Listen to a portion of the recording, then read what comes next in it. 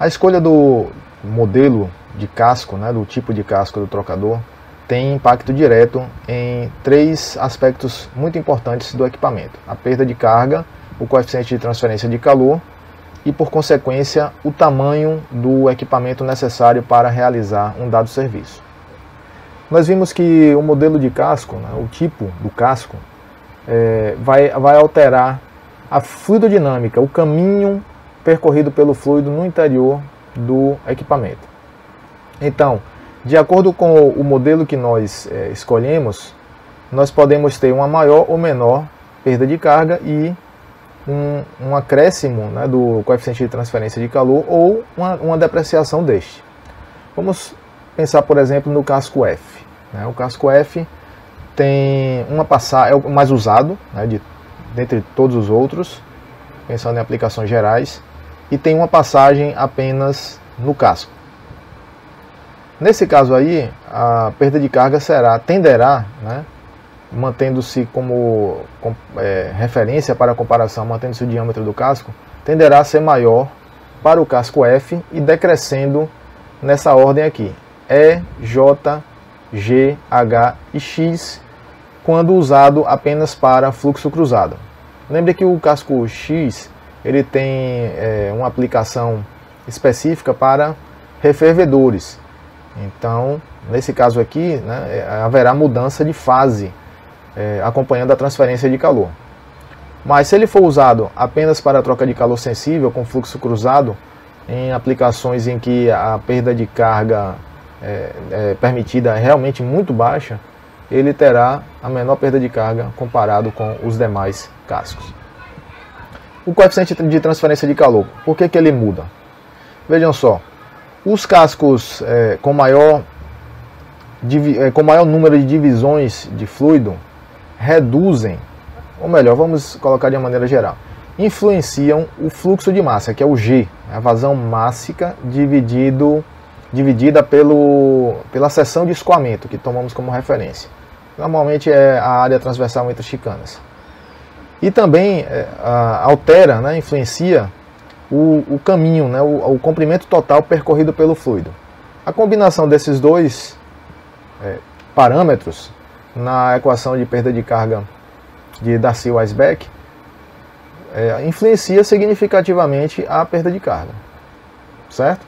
Mas também influencia significativamente o coeficiente de transferência de calor, principalmente no que diz respeito ao fluxo mássico, porque o fluxo mássico altera diretamente o número de Reynolds.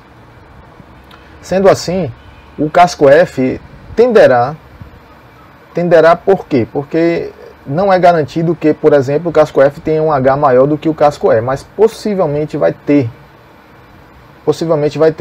mantidos constantes os demais fatores, né, que influenciam no H, tá? Porque senão a gente não tem uma base para comparação. Os trocadores de fluxo dividido, J, G e H, vão ter uma redução no coeficiente de transferência de calor, justamente pela alteração de fluxo mássico. E o X, que é o fluxo cruzado, esse, se não for com mudança de fase, porque aí, havendo vaporização na aplicação como reboiler, o H dele será realmente muito elevado. Mas ele usado apenas como fluxo cruzado em uma troca de calor sensível com o fluido do casco, o H ficará prejudicado. Acompanhe aqui nesse diagrama como varia, né, o tamanho, a área de troca térmica do trocador. É óbvio que se aumentar o coeficiente de transferência de calor para uma dada carga térmica, né, digamos, tem lá 1000 watts que tem que ser trocado pelo equipamento. Se eu aumentar o H, a área de troca térmica necessária para realizar a transferência dessa taxa será menor. Então, a variação do tamanho do trocador da área de troca térmica é contrária ao do coeficiente de transferência de calor. E aqui, pessoal, vocês podem ver por que é que o F ele vai tender a ser mais usado. Por quê?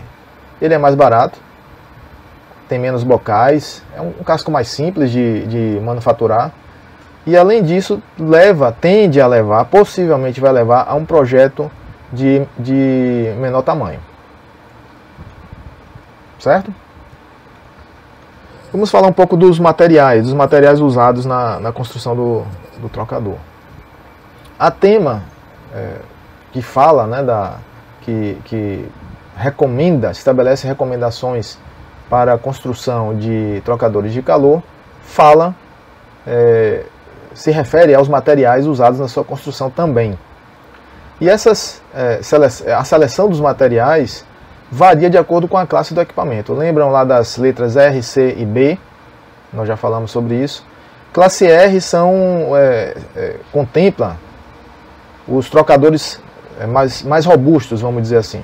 São para os serviços mais pesados, né? Serviços corrosivos, incrustantes, e muito empregados na indústria de processamento de petróleo, refinaria, plataforma.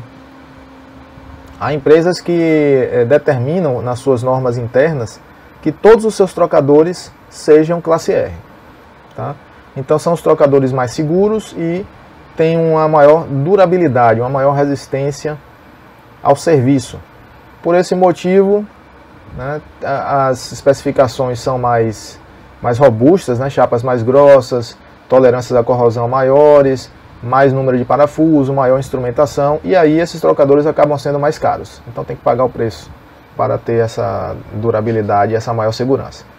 Classe C são os trocadores mais simples, vamos dizer assim. Serviços mais simples, menos agressivos. E o B, serviços também pesados, mas não tão pesados quanto os designados para a classe R. Tá? Mas o classe B ele é usado em indústrias químicas também. Então os materiais, fechando aqui esse slide, essa lâmina, os materiais são escolhidos, né, de acordo com a classe do trocador, que é alinhada com o serviço que ele vai executar. Materiais para os tubos, e vou falar aqui também dos diâmetros e tal, né? Os tubos, eles podem ser sem aletas, que a gente chama de tubo liso, ou tubo aletado. No caso de diâmetros, né, de tubo, os mais comuns são esses aqui, pessoal. 3/4, 1 polegada, 1 polegada e 1/4 e 1 polegada e meia. Aqui está em ordem crescente de diâmetro, tá? 3/4 é o padrão geral, vamos dizer assim, de longe é o diâmetro de tubo mais usado para os tubos do feixe. Mas trocadores muito grandes vão ter seus tubos do feixe de 1 polegada, 1 polegada e 1/4 ou 1 polegada e meia. Aqui realmente para trocadores muito grandes, do tamanho de um caminhão, por exemplo, de uma carreta. O padrão mesmo é 3/4. Por que não se usa meia polegada? Em tubo de meia, embora possa ser, de acordo com a decisão do projetista, especificado, né, um trocador pequeno, pode ser que a gente, né, faça os cálculos e verifique que o tubo de meia polegada ele pode ser adequado, vamos dizer, vai dar um coeficiente de transferência de calor aceitável, interessante, e o trocador com um tamanho também apropriado, um trocador pequeno. Então, um tubo menor pode, em condições excepcionais, especiais, ser especificado, porém, também pode gerar problemas de limpeza. Tá? Para jatear um tubo mais estreito é mais difícil, o jato de água, o jato de limpeza ele perde força mais rapidamente, principalmente em tubos compridos, né? Então não é tão adequado para a limpeza. Já o de 3/4 é um tubo mais grosso, né? Um diâmetro maior, não prejudica tanto a limpeza. Claro que a limpeza fica, remoção de crostas, a limpeza fica mais fácil. Quanto maior o tubo, mais fácil a limpeza, né? Quanto maior o diâmetro, mais fácil o acesso à sua região interna. Tá? Então 3/4 é o padrão e tubos maiores podem ser usados também. Quanto aos materiais, existem normas para a especificação de materiais. Composição do aço, das ligas e tudo mais. As normas ASTM são muito usadas para a fixação, né, para a especificação da composição de materiais. Então, a ASTM 119 e 214 determinam a composição do aço carbono e também referências para suas propriedades mecânicas, né, no caso de tubos que são usados em construção de equipamentos que vão realizar, né, transferência de calor.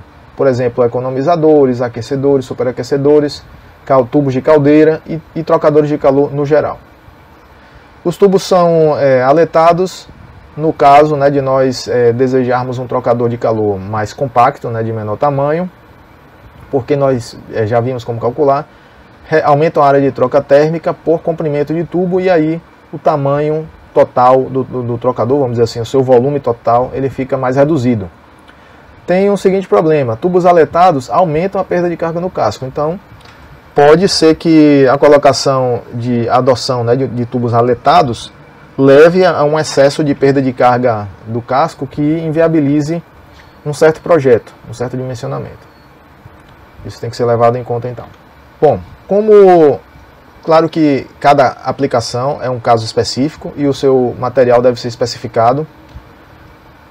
Algumas vezes, né, o engenheiro químico deve trocar informações com um engenheiro de materiais para especificar o material, mas muitas vezes nós nos guiamos por tabelas de compatibilidade de materiais.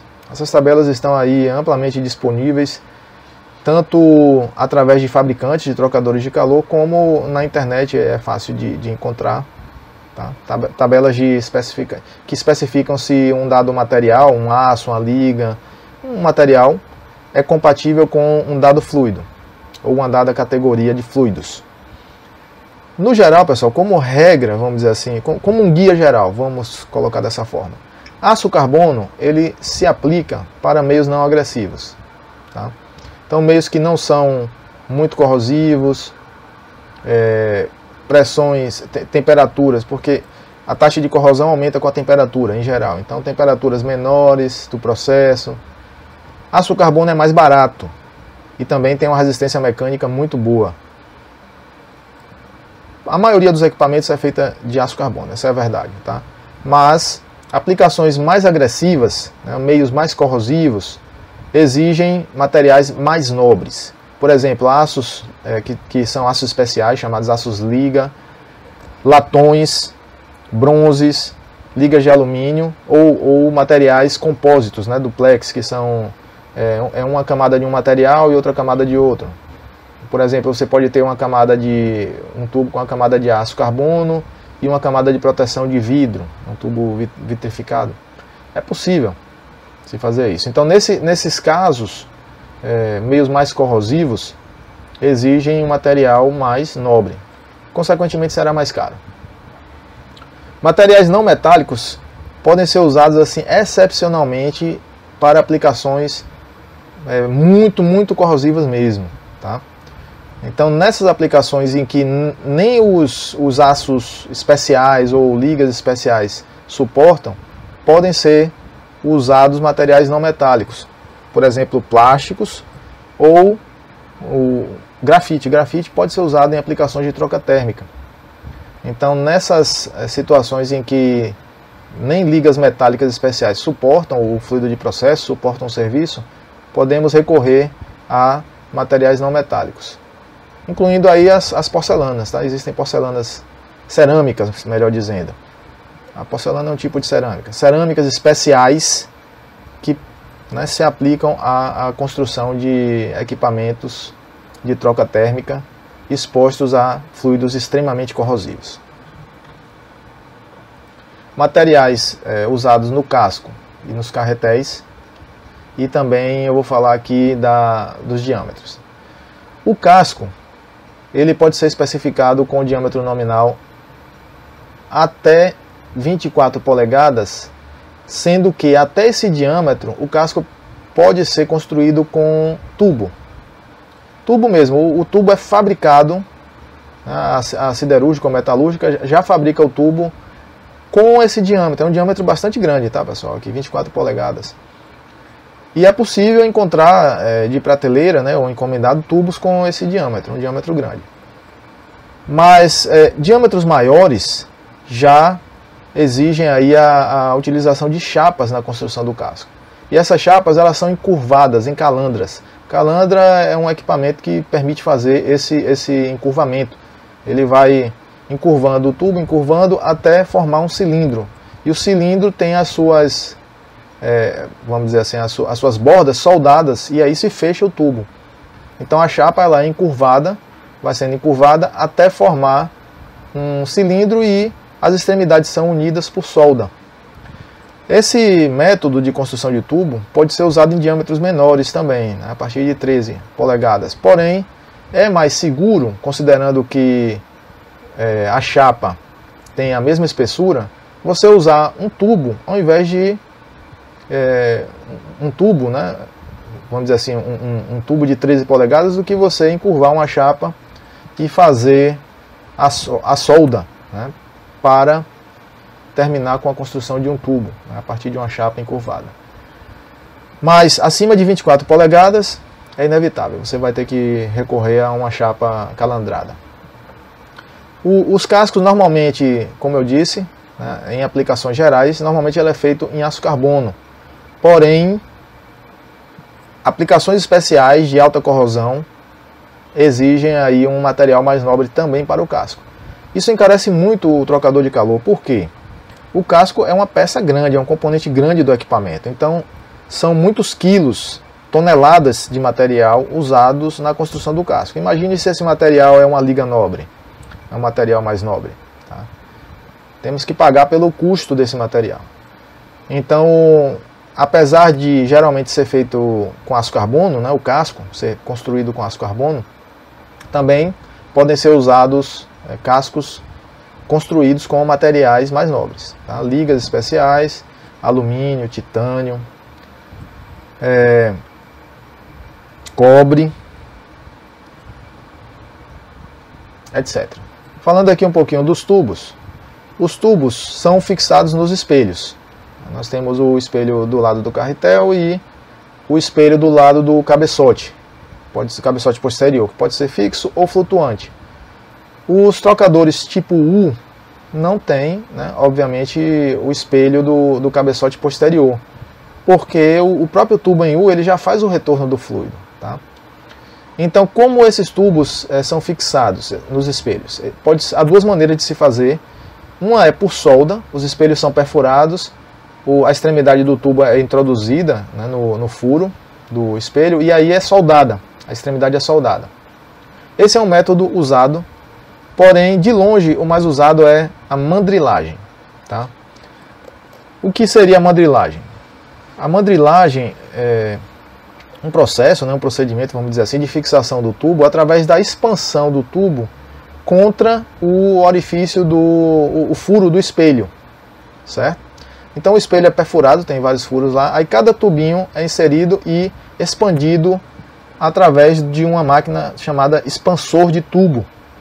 E ao se expandir o tubo contra a parede, né, do espelho, do furo do espelho, se cria uma junta, pessoal, estanque, né, uma junção estanque.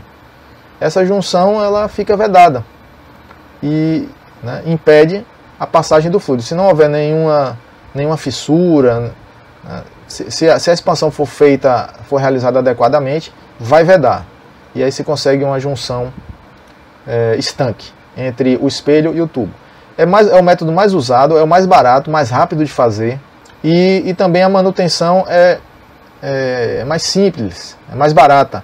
Manutenção para a troca de tubos. É possível trocar os tubos no caso do espelho ser mandrilado, tá? Com mais facilidade. É possível fazer a troca do tubo com solda? Também, mas é muito mais complicado. Tá? Você precisa cortar ou fundir a solda. Com a mandrilagem é bem mais simples. Né? Você solta a ponta do tubo, do espelho e remove o tubo. É bem mais simples. Nos casos de serviços em que o fluido não pode vazar de forma alguma, é preciso ter uma segurança maior. Né? Não vou dizer segurança 100% não existe, tá? Mas tem uma segurança maior ou máxima contra um vazamento, uma contaminação do meio ambiente pelo fluido que vazou. No caso de nós querermos a todo custo evitar que isso aconteça, é possível combinar os dois métodos. É possível mandrilar e, além de mandrilar o tubo, expandir o tubo contra o espelho, é possível soldar a extremidade. Então é o processo mais caro, porque tudo isso aqui tem custo, pessoal, se paga, né, para fazer esse serviço, tanto mandrilar e soldar. Isso é um serviço que está incluído nos custos de construção do equipamento.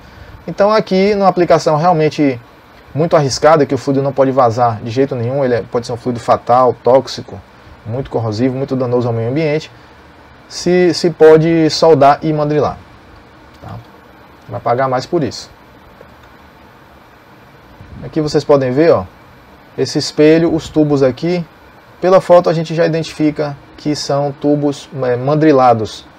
Geralmente a mandrilagem dá um acabamento melhor, você vê o tubo com uma junção, uma interseção mais uniforme com o espelho. A solda não fica tão bem acabada assim. Bem, arranjos de tubos nos espelhos. A disposição geométrica dos tubos, né, vamos dizer assim, a organização do posicionamento dos tubos no espelho pode variar de acordo com as escolhas, né, do projetista, do engenheiro que está projetando o trocador. De modo geral, nós temos 4 tipos de disposição, que é o arranjo, né, o arranjo de tubos, a gente chama assim no jargão. Então, o arranjo de tubos ele pode ser triangular, triangular girado, quadrado girado ou quadrado, certo?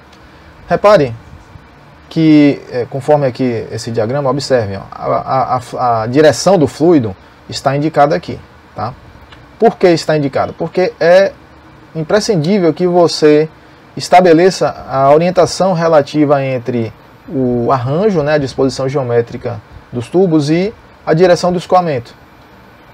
Porque tubos com a mesma distância e a mesma disposição, o mesmo posicionamento relativo entre eles, pode levar a um tipo de arranjo diferente de acordo com a orientação do fluido em relação a esse grupo de tubos. Vejam aqui, ó, o quadrado girado é o mesmo arranjo geométrico, né, vamos dizer assim, a mesma figura geométrica do quadrado, só que ele está em um ângulo diferente com a direção do escoamento.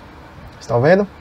Então a diferença entre o quadrado e o quadrado girado é simplesmente, ó, uma rotação, uma mudança de ângulo em relação a uma linha de corrente que atinge, né, a célula de tubos. Esse ângulo ele pode ser usado inclusive para rotular o tipo de arranjo que nós temos. Vejam aqui, o quadrado. Tomando aqui uma aresta do quadrado, a direção do escoamento forma um ângulo de 90 graus com essa aresta. Vejam aqui. Dada essa característica, esse tipo de arranjo também é chamado, por muitas pessoas, né, e também na literatura de referência técnica, esse arranjo também é chamado de arranjo de 90 graus, dado esse ângulo aqui com aresta. No quadrado girado, vejam que a aresta da célula unitária de tubos forma um ângulo de 45 graus. Dado, então, essa característica, esse arranjo pode ser chamado de arranjo de 45 graus. Nos arranjos triangulares, nós temos o ângulo de 60. Veja aqui a aresta do triângulo, formando um ângulo de 60 graus. Esse triângulo aqui é um triângulo equilátero. Tá? E o ângulo formado aqui com a linha de corrente é 60 graus. No caso esse é um triângulo rotacionado, né, o triangular girado. E no caso do arranjo triangular, puramente, o ângulo entre a aresta do triângulo e a linha de corrente é 30 graus. Tá? Então esse tipo de arranjo é denominado arranjo triangular ou arranjo de 30 graus. Vamos ver, pessoal, qual é a diferença entre eles com relação à sua funcionalidade. Vamos dizer dessa forma. Tá? Porque a escolha do arranjo de tubos vai ter uma influência, vai ter um impacto direto na perda de carga do equipamento, no coeficiente de transferência de calor e, consequentemente, no seu tamanho, e também na limpeza, vai ter um impacto na manutenção do equipamento. Tá? O arranjo triangular, ou 30 graus, vai levar ao maior coeficiente de transferência de calor. Ou seja, vai propiciar, mantido, né, pessoal? Temos que ter uma referência, senão a gente não consegue comparar. Por exemplo, o distanciamento entre os tubos, a distância centro a centro entre os tubos. Eu só posso comparar aqui o triangular, por exemplo, com o quadrado, se essa distância centro a centro for, né, a mesma. senão eu perco a base de comparação. Então, para tubos com o mesmo afastamento, o triangular ele vai proporcionar, ele vai gerar um H de convecção, um coeficiente de transferência de calor maior do que o quadrado, certo? Nós podemos acompanhar aqui nessas setas desse diagrama, conforme elas indicam, o coeficiente de transferência de calor para o triangular vai ser maior do que para o quadrado. O quadrado é o que vai dar o menos H, ou vai dar menos H, vai dar o H menor, tá? E consequentemente vai levar um projeto de um trocador maior e mais caro. E por que que o triangular ele proporciona um H maior? Porque veja bem, ó, toda linha de corrente que vem aqui, ó, por aqui, vai esbarrar em algum tubo. E aí, ao esbarrar no tubo, ao bater no tubo, o fluido terá que contornar o tubo. Esse contorno, pessoal, aumenta a turbulência, perturba a trajetória do escoamento e aumenta a turbulência. Se aumenta a turbulência, aumenta o coeficiente de transferência de calor. Então, o arranjo de 30 graus, ou triangular, perturba mais a fluidodinâmica, cria um escoamento mais turbulento devido ao desvio maior das linhas de corrente. E também obstrui mais o escoamento. Essa obstrução do escoamento vai ter um efeito direto aqui na perda de carga. Então olhe agora a seta aqui da perda de carga. Vejam que o arranjo triangular ele oferece um maior coeficiente de transferência de calor, mas também oferece uma maior perda de carga. Ok? Com relação à manutenção, o arranjo triangular é péssimo para a manutenção. Por quê? Repare que se você tentar atravessar o feixe de tubos, ó, não tem passagem livre para você atravessar um instrumento de limpeza, uma chapa, uma haste de limpeza. E aí a raspagem, né, a limpeza mecânica externa dos tubos fica complicada. Você não vai conseguir fazer isso. E também o jateamento, né, com jato de pressão, o jateamento fica complicado. Você não vai conseguir jatear um feixe com arranjo triangular, porque se você direcionar o jato de alta pressão por aqui, por exemplo, ó, ele vai esbarrar rapidamente num tubo e vai perder força. E assim ele não vai conseguir limpar efetivamente as crostas, os depósitos que venham a se formar devido à incrustação. Não é possível atravessar o feixe com o jato de alta pressão. Então a limpeza fica complicada. Um trocador usado, né, com arranjo triangular, ele vai ter que ser limpo, né, pelo menos a região externa do casco, a região do casco, de maneira química, tá? Ou fazendo-se uma limpeza química, ou com ácido, uma base, ou um solvente, porque a limpeza mecânica, a limpeza física vai ser impraticável. Então aí já se descarta, pessoal, o arranjo triangular quando o fluido externo é incrustante. Se o fluido do casco gerar sujeira, depositar, está descartado no projeto arranjo triangular. Tá certo? Fora isso, se o fluido do casco for limpo, um fluido que não vai depositar, a primeira escolha vai ser o arranjo triangular. Conforme está dito aqui, ó. O arranjo triangular ele vai ser o mais compacto, vai levar um trocador mais barato, de menor tamanho. Então é a primeira escolha se não houver incrustação na corrente externa, no fluido do casco. O quadrado. Vamos analisar o quadrado porque é o oposto do triangular. Veja o quadrado, ó. O fluido está aqui, a direção de corrente. O fluido ele vem e consegue passar entre os tubos. Claro que há linhas de corrente que vão esbarrar, vão colidir aqui com esse tubo e vão ter que contornar, tá? Aumentando aqui a turbulência, gerando a esteira aqui atrás, né? Mas existe uma passagem direta de fluido. E essa passagem direta facilita o escoamento. Facilita o escoamento e reduz a turbulência, gera menos turbulência.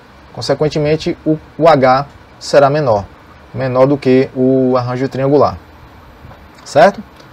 Então esse H menor vai levar a um trocador de maior área para realizar um dado serviço de troca térmica. E esse trocador de maior área ele vai ser mais caro. Tá? Existe uma outra questão que é relacionada ao tamanho do trocador, que está relacionada ao empacotamento de tubos. Quantos tubos eu consigo colocar num determinado casco, num casco de determinado diâmetro. Para um diâmetro de casco fixo, eu consigo colocar mais tubos dentro do casco usando o arranjo triangular. E isso permite comprar um casco mais barato, influenciando também o preço do trocador. certo? Então a escolha de um arranjo quadrado para o mesmo número de tubos no feixe vai levar ao uso, vai tender a levar ao uso de a seleção de um casco de maior diâmetro. Tranquilo? Então, o arranjo quadrado, ele vai ter uma perda de carga menor, porque a turbulência que ele provoca é menor, mas também vai ter um coeficiente de troca térmica menor, o que é indesejável. Com relação à limpeza, o arranjo quadrado é excelente. Por que ele é excelente? Porque eu posso jatear aqui, ó, e o jato de alta pressão, eu posso jatear aqui, e ele faz a limpeza física do feixe. Então, o fluido externo, o fluido do casco, num trocador que tem arranjo quadrado, ele pode ser incrustante, ele pode depositar, porque a limpeza será facilitada. Tá? A limpeza mecânica também direta, por raspagem do tubo. Se o jato não limpar, é possível fazer uma raspagem usando uma haste metálica, uma chapa. E aí se consegue remover, né, a sujeira, mesmo que o jato de alta pressão não consiga limpar. Tá? Então facilidade de limpeza, o arranjo quadrado é excelente. Certo? Mas também o tamanho do trocador aumenta, né? O trocador será maior. Vamos agora analisar aqui os arranjos de 45 e 60 graus. São intermediários entre os extremos, né, que acabamos de ver, o quadrado e o triangular. O quadrado girado, ele tem facilidade de limpeza, porque existe uma passagem livre aqui, ó, no feixe, certo? Então eu posso jatear aqui ou limpar mecanicamente. E melhora, né, vamos dizer, tem uma melhoria, um acréscimo do coeficiente de transferência de calor em relação ao quadrado simples. Então o quadrado simples vai ter um H menor do que o quadrado girado. No caso aqui, o aumento de transferência de calor, do coeficiente de transferência de calor, vem à custa do aumento da turbulência. Afinal de contas, não haverá passagem direta aqui para o fluido. Toda a linha de corrente vai esbarrar em algum tubo. Mas o aumento da turbulência aumenta a perda de carga. Então o quadrado girado terá uma perda de carga maior do que o quadrado. O triangular girado. O triangular girado tem um coeficiente de transferência de calor menor do que o triangular e vai tender a ter um coeficiente de transferência de calor maior do que o quadrado girado, né, o arranjo de 45 graus. Porque o triangular rotacionado, né, o girado, ele estrangula mais o escoamento do que o quadrado girado. E aí aumenta a turbulência e aumenta o H. Porém, veja que não há passagem livre para limpeza. Ó. Eu não tenho como jatear aqui esse feixe triangular, de arranjo triangular, e fazer a limpeza dele. Então, para manutenção, para a limpeza do trocador, também não é legal, não é adequado. Então, fluido externo incrustante, não é recomendado, né, que o engenheiro escolha no projeto arranjos triangulares, seja o rotacionado ou o triangular regular. Tá? Mas para um trocador mais compacto, os arranjos de 60 e 30 são os mais recomendados. Certo? Então, com relação, né, ao arranjo de tubos, pessoal, é isso. Essa escolha aqui cabe totalmente a um engenheiro, então é uma decisão de projeto. Tá? O diâmetro dos tubos. Já foi dito que o diâmetro de tubo mais usado é 3/4. Em trocadores pequenos é possível usar 5/8 ou meia polegada. Já mencionei isso aqui. Porém, esses diâmetros menores dificultam um pouco mais a limpeza e, por essa razão, se o fluido interno for incrustante, deve ser descartado. Você não deve usar esse diâmetro de tubo. Na prática industrial, o mais usado de longe é 3/4 e trocadores grandes, muito grandes e também com uma limitação de perda de carga disponível, usam diâmetros maiores, 1 polegada ou até maiores, né? 1 1/4, 1 1/2 polegada.